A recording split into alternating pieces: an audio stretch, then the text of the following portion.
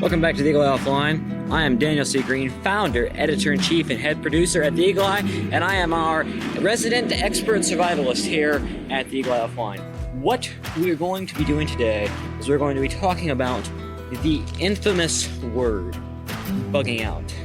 Now, for me, in the way I see it, I see bugging out, I see everyday carry, I see preparedness, survivalism, homestaying. I see it all as being fluid.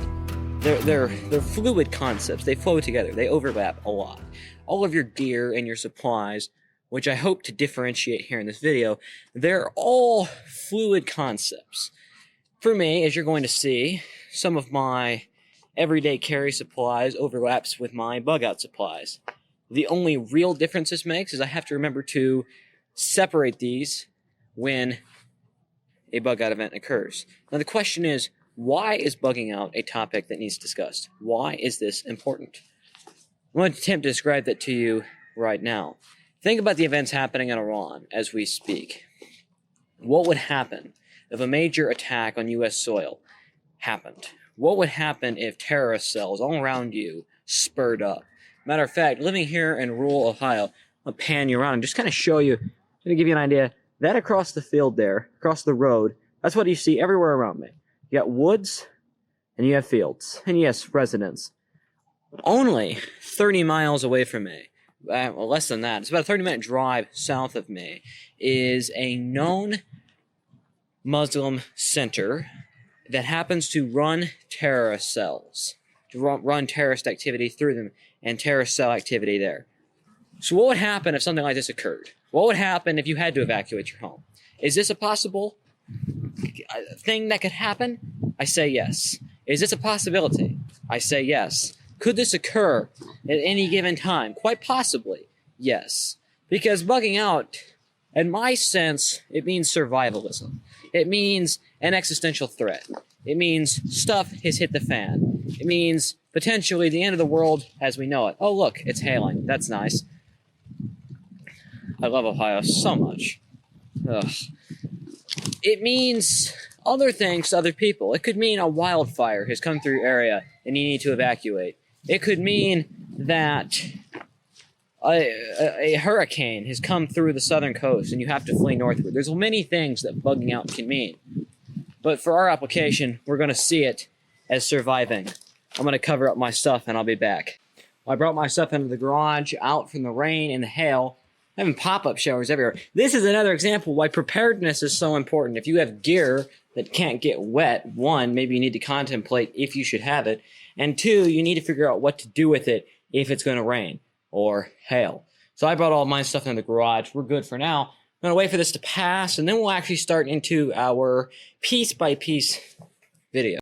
So in creating this video, I want to explain how my gear, and thus my recommendation to you for your gear on what it needs to be or should include, is all going to be based off of a pyramid, a hierarchy of needs that I created for survivalism. And you can find this on theeagleeye.net and our The Eagle Eye offline page.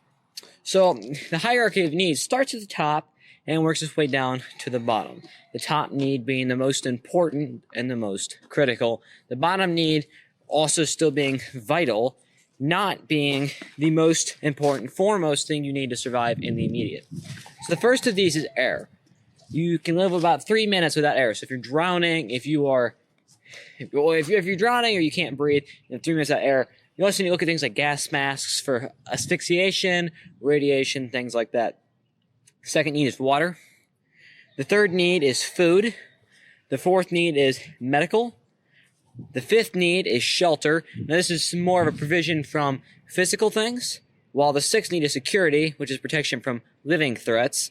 And then the last need is morale, the will to survive.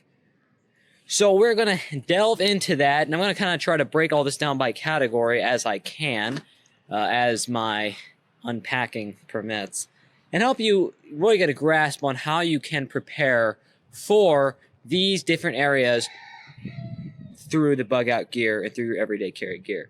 Now, I'll put a bit of a disclaimer out there. I have a lot of gear outside. I'm going to be doing this video outside. I have a lot of gear outside, but I do not have all of my gear outside, and I'm not going to have all the gear that I'm going to mention in this. I'm also not going to have all the supplies I'm going to mention in this. Now, you've heard me mention the difference between gear and supplies multiple times. I want to explain that very briefly. So, as it's often defined, there is a difference between gear and supplies in the survival and preparedness world. Now, many will use these interchangeably. These are not interchangeable terms in the technical sense, and I would argue best not used interchangeably. A good breakdown for this can be found at skilledsurvival.com. But what is the difference? Essentially, supplies are items that you use up. Things like food, things like water purifiers, things like matches. Those are supplies. Whereas gear are things that you'd consider longer lasting or repairable. So think things like axes, certain types of reusable lighters you might see as a gear, while the lighter fluid is the supply. Things like knives, things like tents, those are all gear. Supplies can often be more necessary for your immediate survival, whereas gear is more necessary for your long-term survival. Of course, this also can depend, because, for example, if we're talking about radiation blast, which I don't consider to be the most probable survival situation, I'll explain that later probably, but if we're talking something like that, of course, your gas mask would be gear, and then your filter would be supplies. So there's a lot of overlap here, but I want to make that distinction. So stay tuned. Here in just a few seconds, we're going to be over there at the table, and we're going to really break down what all of the essential gear is. All right, so like I explained, what we're going to do here, activate this camera. What we're going to do here is we are going to break down the bug out bag. There goes my melody book. We're going to break down the bug out bag, and we're going to break down some of the gear. So as you can see, this here is my bug out bag. Now, I'm not going to call this the greatest bug out bag in the world, but it is a Molly style bag. It does come with plenty of its own benefits. It's not the most comfortable bag in the world. I will definitely attest to that. There's things I could do to increase the padding here that would help more, but it does the job. You don't want a bag that's too big, because if the bag is too big, you're going to end up overpacking the bag. I have plenty of gear here. I could definitely pack more. The benefit of Molly is if you have more gear than you have bag, you can always grow outward. And I have a lot of extra Molly bags. Find these on Amazon. You can find this bag here specifically also on Amazon. So that's the bag. We're going to work our way through it. But first off, I'm going to talk about the top of that list. Now, the top of that list, like I said, was water. I'm sorry, it was not water, it was air. I'm going to start opening up the bag as I talk. So what does air entail? Air can entail a lot of different things. Not drowning. If drowning is a threat, swimming, learning how to swim might be an important skill for you to learn.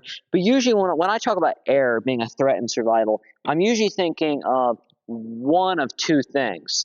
I'm either thinking of the air being contaminated with particles of dust of some nature like that, or I'm thinking of the air being toxic due to some sort of radioactivity. Now, one of those is easier to deal with than the other. If you've ever seen any Middle Eastern movie, any movie that's set in the Middle East, you might see people who wear some garb that looks something like this. This is called a shima. Now, a lot of people think that these are Muslim tools, that Muslim wear these for certain reasons, and yes, this can definitely be true, though definitely not exclusively always true. But these have been worn in that region by Muslims and non-Muslims for a very long time for a very specific purpose. Because when you have dust flowing through the air, it's important to protect your face and keep that dust out of your face. And thus, you have these type of coverings over your face. You'll see our soldiers in the Middle East wear certain types of masks like these. You wrap them around your face, and you tie them behind the head to prevent you from choking or suffocating on contaminants in the air. I've done this many times, actually. When we have big fires going on, for whatever reason, you're burning through woods or whatever, these are fantastic because it keeps all the smoke from going in your face, all the particles in that. They're definitely fantastic tools. They also function as very good large scarves. So that's one thing. Gas masks is another thing, and I don't have one out here to show you. But gas masks are definitely not something to discredit, because in the event of some sort of radioactive activity, such as after a nuclear bomb, you're going to need a gas mask. If you want to survive, you need a gas mask, potentially a hazmat suit, iodine. There's a lot of factors that play into that. We're not going to talk about that here today, but it is definitely something that you need to have on your radar. No pun intended. Now, with all of that said, there's a lot more that could be said about this, but as I explained before, as is explained in that article of mine, when it comes to survival, your foremost need is air. It's usually not going to be something you need to worry too much about, but when it comes into play, it's definitely highly important. Now, for example, there is one scenario in which air becomes a problem in survival, and that's when you're surviving in wildfires. And when the case of a wildfire comes, I'm no expert.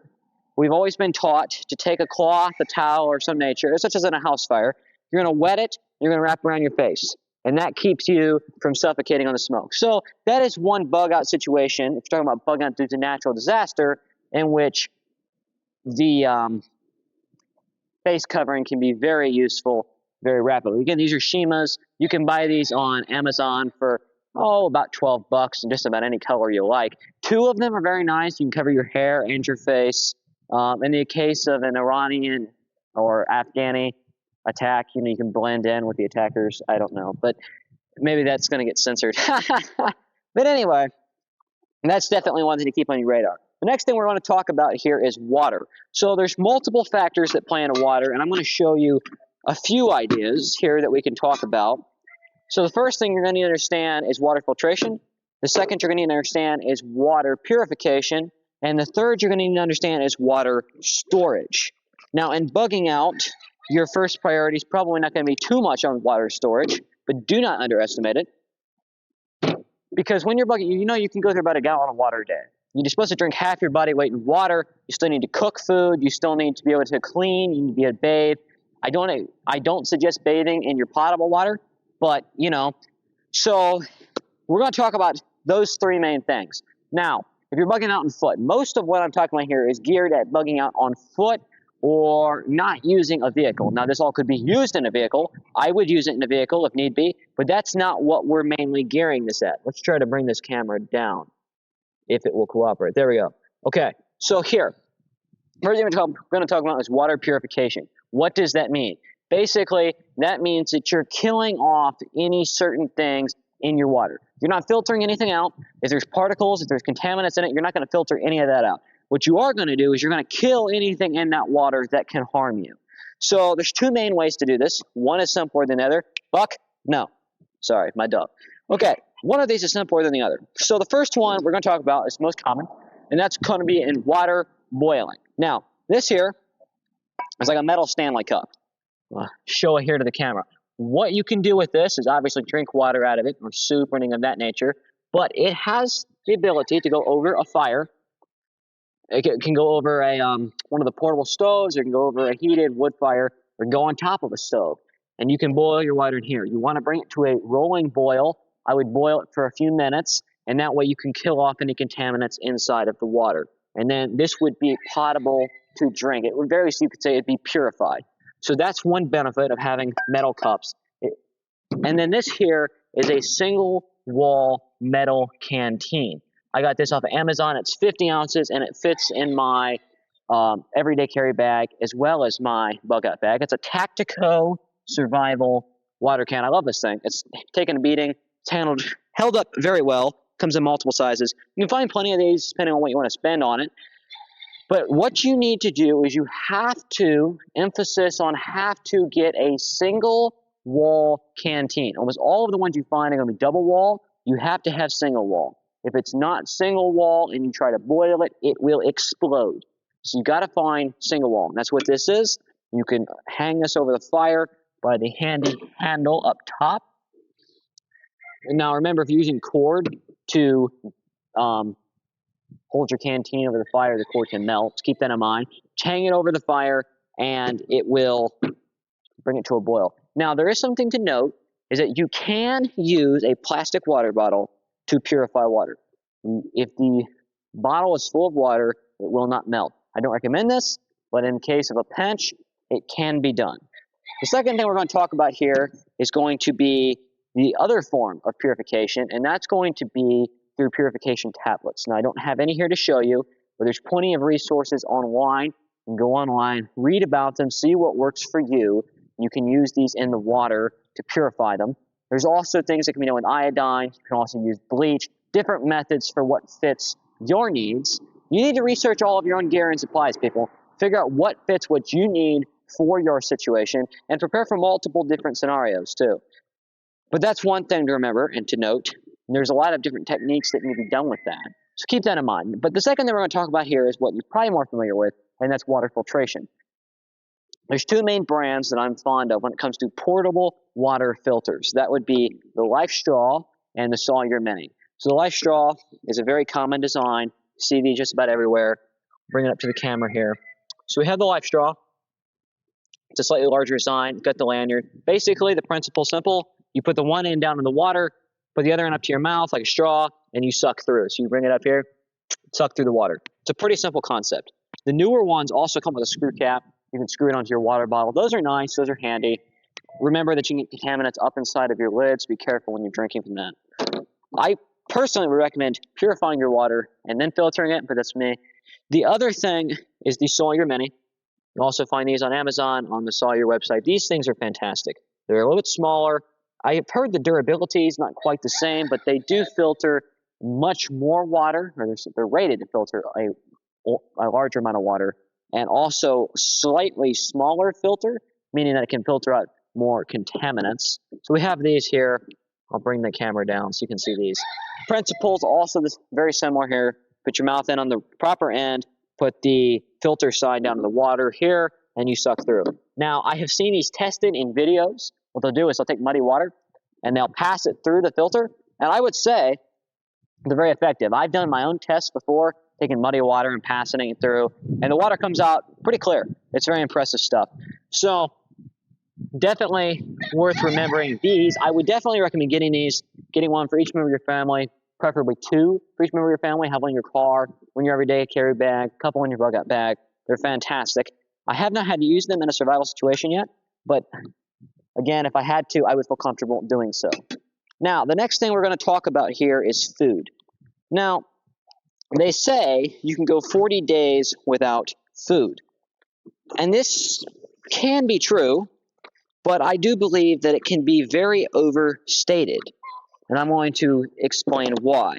Because what they say is that, like I said, you can go 40 days without food. What they don't talk about is the fact that if you went 40 days without food, you're going to be very non-functional. For example, I'm going to give a personal anecdote here. I went a couple of days without eating food, say 2 weeks ago, because I was sick. And I will say, I was so weak, I couldn't walk for about 2 days. I was just totally nauseous and feeble from not eating food. My blood sugar was extremely low. It took me days to overcome that.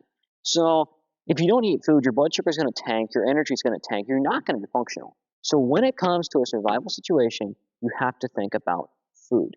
And that includes multiple different areas of food. So first off, you're going to have to think about bringing food for one. Now, I don't have any food out here, but what I would recommend is probably something lightweight if you can. It's like MREs. Are very advantageous. You can get certain high protein bars.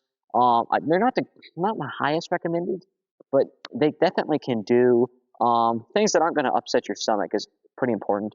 You're going to want to look at maybe rice or maybe beans, things with a long shelf life.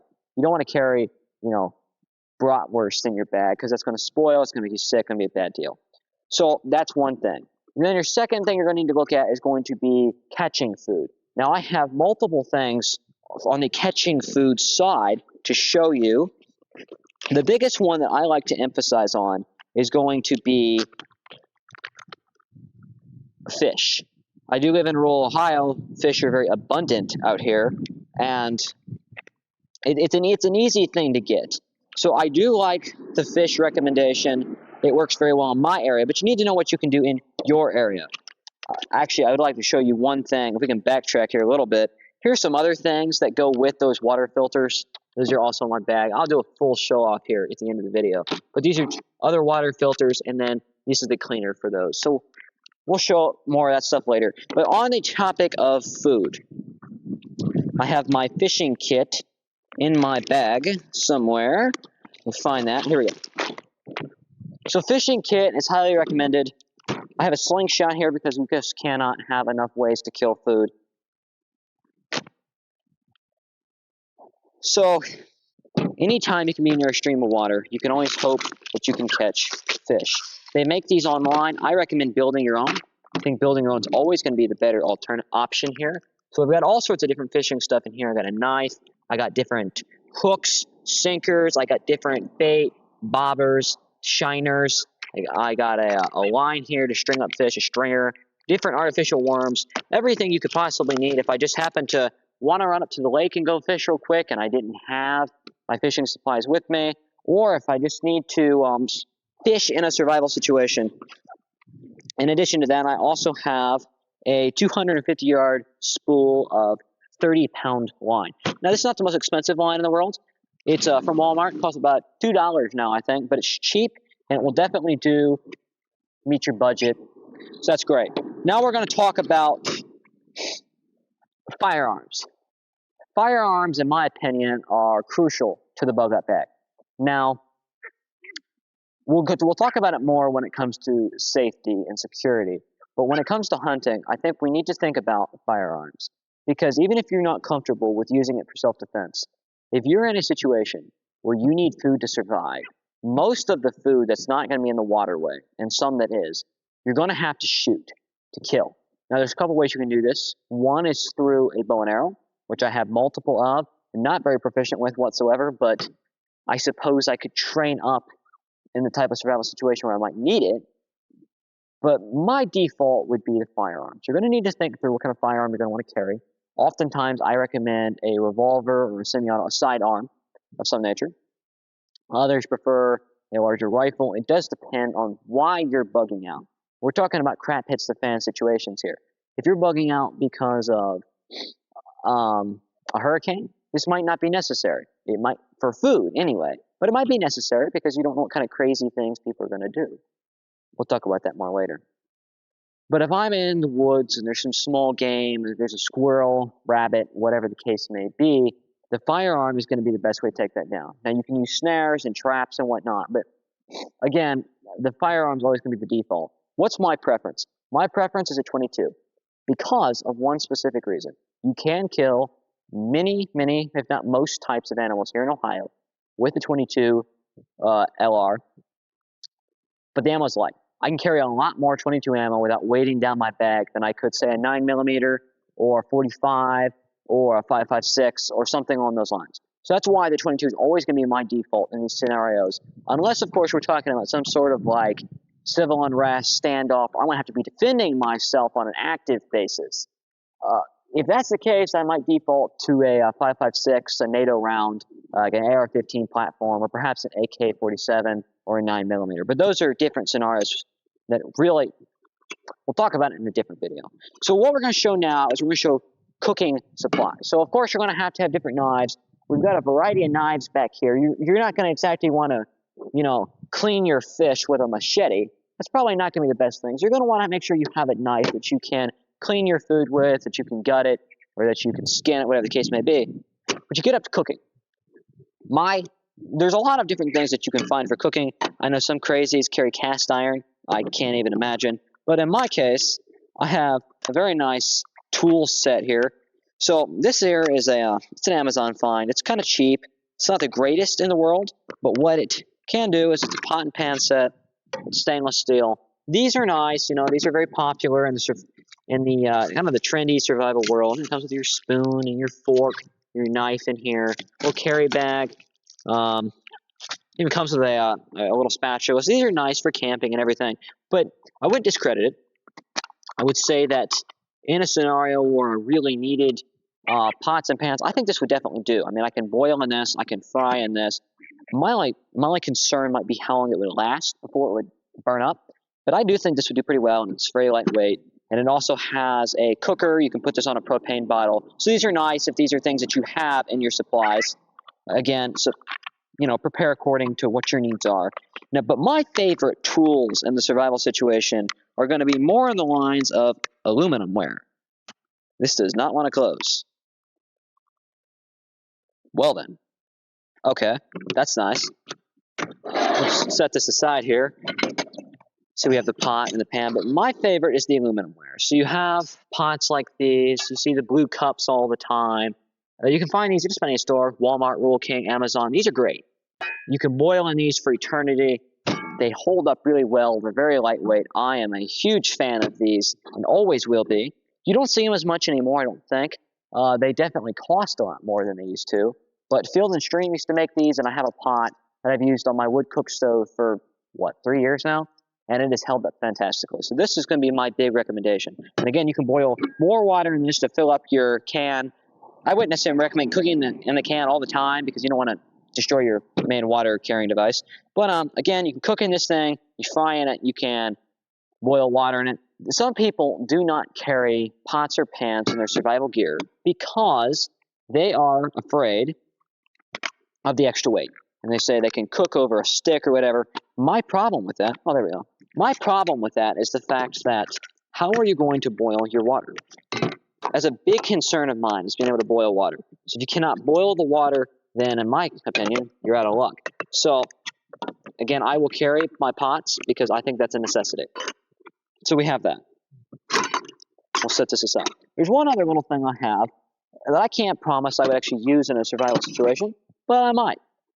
And that's a seasoning kit. I found this at Walmart. It is a Colin's multi-spice blend. So this is just a container here of curries, cayenne, garlic salt, black pepper, salt, and paprika, some of my favorite seasonings. Of course, you can always empty this out and fill it up with something else, but this is fantastic. If I ever go camping, if I ever go to, let's say, a county fair, something of that nature, I love to take this with me. Because I remember watching Lord of the Rings one time, and Samwise Gamgee dropped a container of salt or some seasonings from the Shire. He said to Frodo, the reason he's carrying it is because he figured one of these days he might have a roast chicken or something. And I apologize, my camera there died. Frodo's response was a roast chicken. He was kind of surprised by that. But yeah, the whole point, though, was that food needs seasoning. Food needs flavor. And of course, there's ways you can naturally flavor things in the wild. But the last point we're going to talk about is morale. So you have the seasoning kit. Now, we're going to really progress through the rest of this a little bit faster here. So we have different things that we've talked about here. Different food and air and water. We're going to move on to talking about shelter. What does my shelter kit look like? I have a Hennessy hammock. I've tested this out multiple times. I've slept in it for weeks on end inside, several times outside. Very comfortable. I highly recommend hammock camping. I would say, at least in Ohio, in the northern area, if it's cold in the winter, this is a 3-season hammock. I recommend the 4-season hammocks or getting an underquilt. You've got to find a way to insulate that hammock or you're going to freeze to death, which is where I introduce the next few things. I have 2 different Arcturus blankets, one outside, one inside. I didn't bring the wool blanket out, but they're large wool blankets. They're very affordable. They're military style, and they're extremely warm. I highly recommend that. And this is the Arcturus blanket tarp. You can see kind of what it looks like there on the inside. This holds in heat very well. It's a tarp style. It reflects the heat like Mylar does, like the space blankets do, but it's extra thick, very durable. I've used that as an underquilt in my hammock. I tested that in another video I'll put out, kind of on the hammock camping. I found it to be highly effective, and I highly recommend that. Again, the wool blanket, while heavy, I can't find anything to beat it. Now, maybe you'd prefer to go for a sleeping bag or something like that. Again, find what fits your needs, but I still highly recommend that. Of course, you have space blankets. These are always very nice. And then something that's been kind of big lately is the bivy bag. Some bivy bags are built better than others. I wouldn't say this is the best bivy bag in the world, but what it is basically a space blanket that's a little bit thicker and wrapped in a sleeping bag style. It reflects your heat in. One time I slept out in the cold with nothing but a thin blanket and a bivy bag. And it wasn't the warmest setup. I didn't do it quite properly. But having nothing else and it being like a 40-degree night, I was able to get through the night. I wouldn't say exactly the most comfortable, but I was definitely not freezing to death. So The bivy bags are great, especially in a pinch, especially in your everyday carry bag. If you're trying to stay warm in a bad situation, this is definitely a great way to go. Now, when you're shelter building, sometimes you need to think about other things than just what your shelter is made out of. So those can include things like paracord, which we have in the bag. I'll get to that. But also things like shovels. Foldable shovels, they're very popular, especially if they're multi-function. I do recommend them. I do not carry this in my bug out bag, but I can definitely see many applications in which I might want to, and I know they're extremely popular. We can kind of demonstrate this here. They're not the easiest to unscrew. Well, maybe I can demonstrate it. Always know your gear, people. I do believe that my shovel has seized up. Okay, there we go.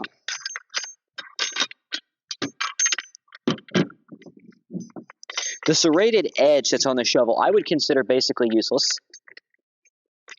But here you have it. You see it compared to my arm length. It's about the length of my arm here. This is not a bad shovel, and definitely useful in your car, can be useful in your everyday carry or in your car carry. And I can see an application in which I could use this in my bug out bag. I just choose not to because I have enough other things in there that take up enough weight that I can't see the justification for it. So you have that. Now we're going to move on and we're going to talk about something a little bit different before we get on to safety. We're going to talk about blades. There's lots of different kinds of blades. You have big blades, you have little blades. You have a great variety of blades. So we're going to just show you a few of these here, just to demonstrate that concept. So here I have what I think every bug out bag needs in almost every region, and that's going to be a hatchet. This here doubles as a safety hatchet. I could use this thing in a self-defense scenario. It's got a hammer on one end, it's got the hatchet on the other. This thing is fantastic. I've used this camping many times. I carry this on the outside of my bug out bag. This thing's truly great. You can also take your traditional style hatchets. Those work very well as well. I have one of those. Quite fond of it. And these things are just phenomenal in a bug out scenario. They're also phenomenal, really, in any situation I'm ever in where I'm outdoors. The hatchet comes in a lot of handy. Now, living in Ohio, the machete is not always the most useful as it might be in some regions. But whenever you're in a wooded, leafy region, with briars, the machete can be very nice, and it can also double as a self-defense tool. If you've never heard of machete fighting, I suggest you look it up. It's an interesting concept. So this is a handmade machete that I got in an auction. I definitely recommend a slightly thicker machete. It held up a lot better than some of the cheaper machetes do. Get a nice handle on it. So like I said, I recommend the machete. Of course, then you have more, if you want to say, self-defense style blades. This here is a dagger. Just to demonstrate that there's a lot of different kinds of blades. You can get blades like daggers. I don't know that I would recommend this in a bug out situation unless you're really looking for some sort of last line of defense on your person. But we're going to get into more functional blades for your everyday carry and your bug out. I have two blades right here. This one is a handmade, very thick blade. You can see how thick that is there. You have the blade here, razor sharp, very heavy. I could use this for bayoneting. I could use this for cutting wood. There's tons of applications I could use this. This is my primary, knife in general, but this is my primary bug out knife. And then here I have a Camillus titanium blade. These are rather affordable. I believe these are still priced under $20. It's a sun glare on it here, but this is a very nice knife. It's extremely lightweight. I carry this in my everyday carry bag because of how light it is, and it's held up under tons of conditions, and the edge is still extremely sharp. It's a very impressive blade. I recommend a blade like these. It's a basic design, holds up very well. Thicker blades, very important. Of course, you always need to carry some sort of pocket knife on you at any time. These can be life-saving in a pinch. Of course, then you have your tactical pen, which has a blade inside. I would say a rather non-functional pen, but it does have a pen inside. It has a self-defense tool on the outside. You use these in a fight if you're skilled with them enough. It can also function as a window breaker, and of course, it has a pen. And then, of course, if you're going to be carrying any sort of bladed object, you need to be able to sharpen it. So there's a variety of sharpening tools. This is more of a cutlery style sharpening tool. I would rather a sharpening stone, but this is just one example of a sharpening tool. All right, now we're going to move on to medical. Medical is one of the most important and under-talked about things in any survival situation. I'm going to move my other stuff out of the way here. Move this down here. It's going to be a long video. Okay. We're talking medical. What do we have here? This is an IFAK kit. One of the most expensive pieces of gear in my entire bag. This was pre-made online. It was more affordable at this point. It was on sale. Wait for New Year's sales if you can. They're fantastic. This is on sale. It was cheaper than I could buy. It has a tourniquet in it. I could upgrade the tourniquet. There's a lot of pieces of gear you're going to end up needing to upgrade, like shears and tourniquet. But this was, I don't know, probably originally $100, marked down to $50. Has a tourniquet in it. Has your Israeli bandages. Do a search of what trauma kits and IFAK kits need to contain. You're not going to want your basic little tiny first aid kit. They're sized like this. This is not going to help you in a survival situation. It's not going to be the bandage that saves your life. It's going to be when you have a gunshot wound, when you're pierced through with a stick. That's when you're going to have to do some serious disinfecting, some serious cleaning, and some serious bandaging, which these little tiny bandages, they're just not going to help. So we have this kit here. I'm going to open it up and kind of show off a little bit what's inside. I carry this with me everywhere. You need to carry one with you everywhere. It's worth the investment at any time. So we have abdominal pads. We have, there's an emergency blanket inside, which is nice. Antiseptic wipes, some cheap shears, lots of gauze. Gauze wrap like this here, very helpful. I put in extra. You can't have too much. Up here I have moisturizing aloe. I have a variety of medications that I added. So any sort of like Advils and Benadryls and things like that that can help you. Anti-diarrheals are going to be super important to have in your bug out kit. We've got splints, we've got gauzes, we've got tourniquets that are in here somewhere. I don't want to disassemble the whole thing. But we have triangular bandages, Israeli bandages, burn ointments. There's a ton of stuff in here. Again, this is going to be something that's going to be worth you spending money on. It's worth the research on. I just can't emphasize this enough. Oh, super glue. I cannot emphasize enough how important it is to have a well put together IFAK trauma kit. The other thing I have here is an instant cold compress. This might not be something that you necessarily have to have in a survival situation, but it definitely is something that can be nice if it's needed, and it can be nice in your everyday carry as well, because, well, if you're in a survival situation, you get burnt or you end up with a migraine, I'll tell you, having the cold compress may not be exactly what you call a literal lifesaver, but it can certainly feel like a lifesaver in the moment. Nope, I left out the abdominal pad. We'll take care of that later. We also here have a suture kit. Suture kits can be very handy. I can't say that I'm super skilled in using them, but this is a suture kit. It's got the carbon steel sutures. It's got scissors. Very useful to have. I highly recommend these as well. Okay, moving right along here. Try to speed up the rest of this video here. We have technological stuff.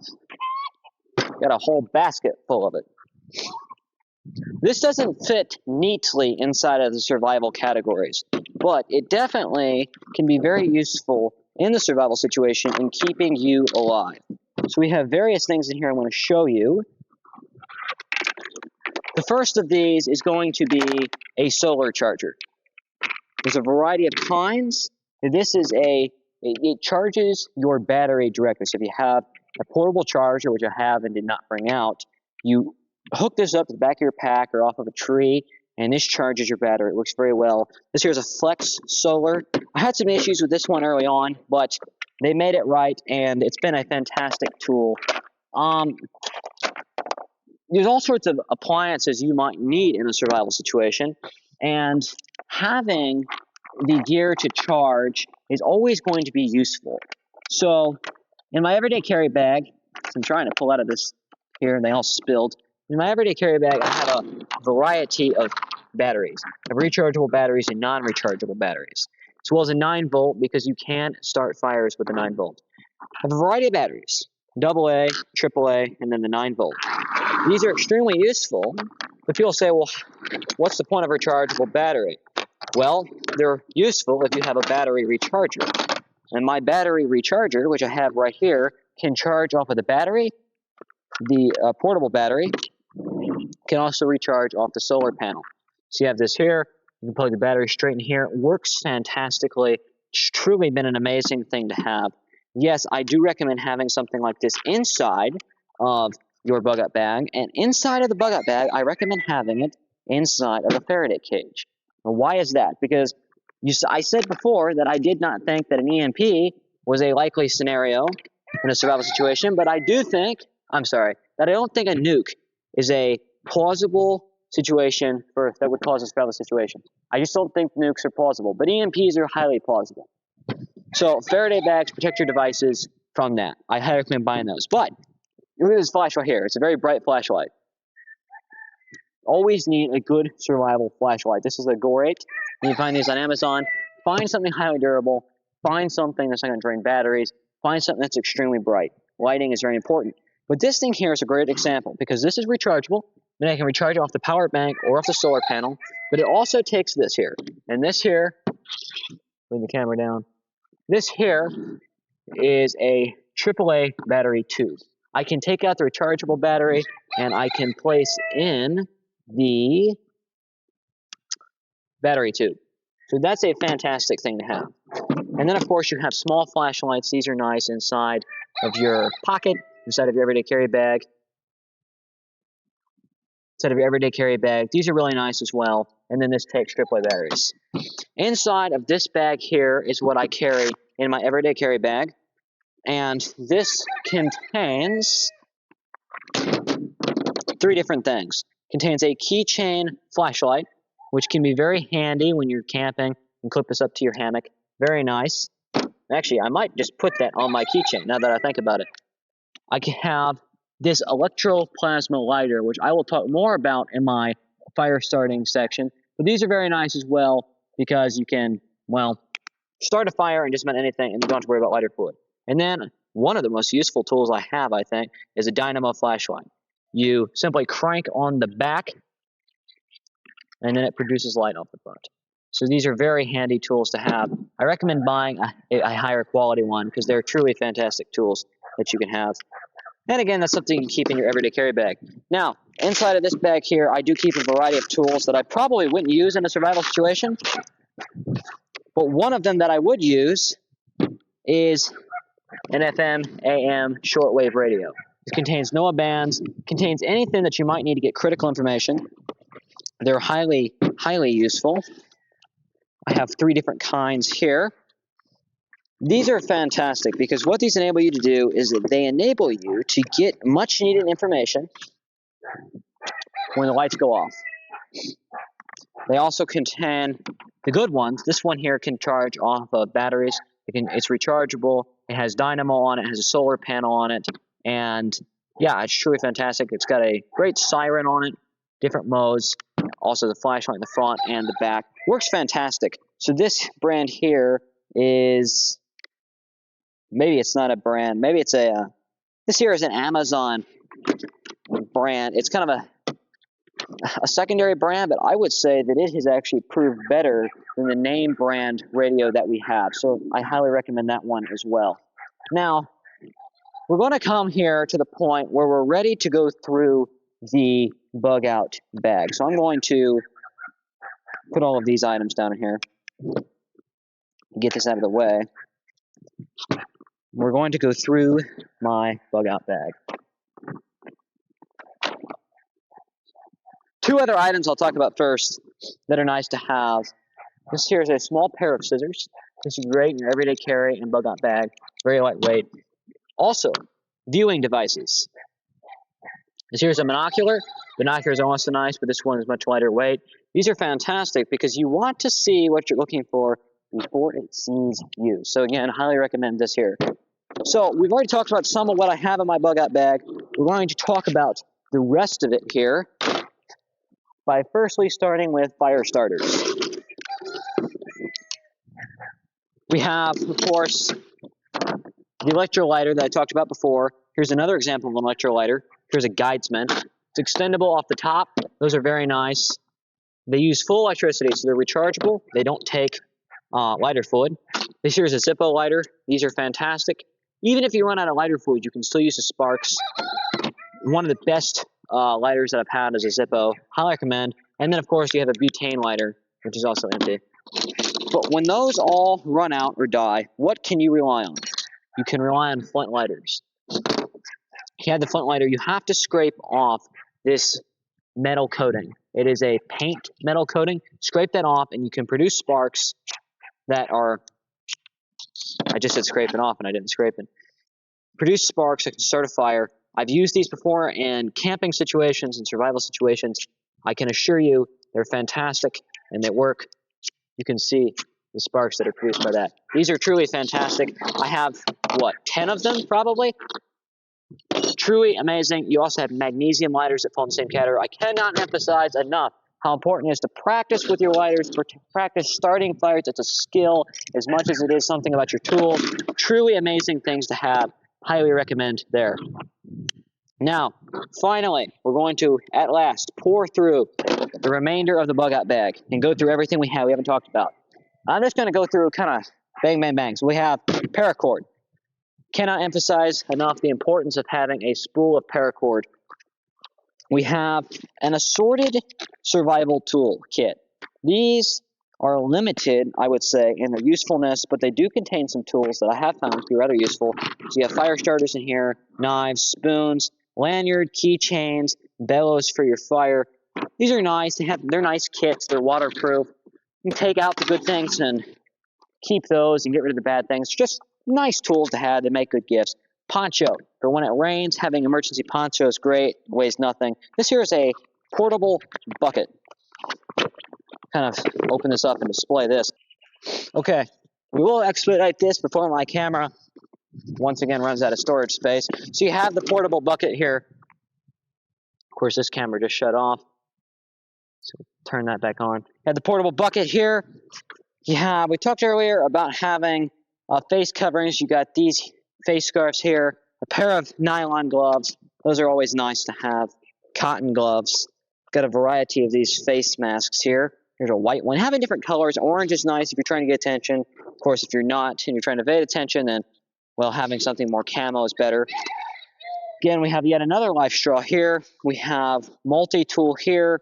Multi-tools are fantastic, actually, and I will show you my Gerber multi-tool that I have here. This thing is truly amazing. Quality multi-tools are worth it. I've had the budget ones, and they're not the same. They're not the same. Waterproof matches. Talking about fire starters, those are fantastic. We have more paracord here. Cannot have enough. Emergency whistles also contains a waterproof compartment, a compass. Those are amazing as well. On the topic of fire starters, you have cotton swabs here. Have a whole box full of matches here and a lighter. Say, Daniel, why do you have so many ways to start fires? Well, because if one doesn't work, then I always know that I have another method. We have, for morale, a harmonica. Morale is very important. I carry a deck of cards just for that purpose. Matter of fact, I even had to use it one time. And I was in a situation. We had a storm coming through, had some kids around, getting the deck of cards. Really helped a lot. I was thanked for that. So being prepared for morale is very important. Having a notebook and a Bible. What's better for reading material than the Bible, especially in a survival situation? So having those for morale, for taking notes. Taking notes can be very important in a survival situation. So that's also very useful to have as well. So as you can see, I have a large amount of gear here. And we talked about the tactical pen, a variety of pens and pencils for the survival situation. Also useful. The one other item here that's worth investing in is a quality compass. Pull the camera down, focus in on that. Having the quality compass is super useful. I recommend putting money into buying a quality compass because without the quality compass, getting lost, it's very probable. So if you're trying to get from point A to point B, having the compass, having maps, and knowing how to use them is just insanely important. I cannot emphasize that enough. So we've talked about just about every area here. We've talked about air. We've talked about food, water, shelter, safety. We've talked about all these different areas here. I hope that perhaps we have emphasized the importance of having all this different gear here I hope you have an idea, maybe now, on how to build your bug out bag. If you want more information, you can always reach out to me at contact@eagleeye.net. I would love to do a video just specifically on survival gear. That would be a fantastic time. I would love to do that. I'd love to talk to you about... I'd love to do more videos on survival gear and your survival gear. I would love to kind of go through what you guys do and what you guys have, and maybe do a Q&A type of session. I think that would be a great time. Flip that around. I think it would be a great time. I think it would be something that would be worth looking into doing. So, all of that said, please prepare your everyday carry kits. Please prepare your bug out bags. I'm Daniel C. Green, founder, editor-in-chief at the Eagle Eye. I hope we gave you a good insight into the survival, preparedness, and bugging out. We'll do more on this later. We'll break down more specific gear and how to use it later. But for now, I'm Daniel C. Green, founder, editor-in-chief, and head producer and resident expert survivalist here at the Eagle Eye and the Eagle Eye Offline. Stay frosty. Godspeed.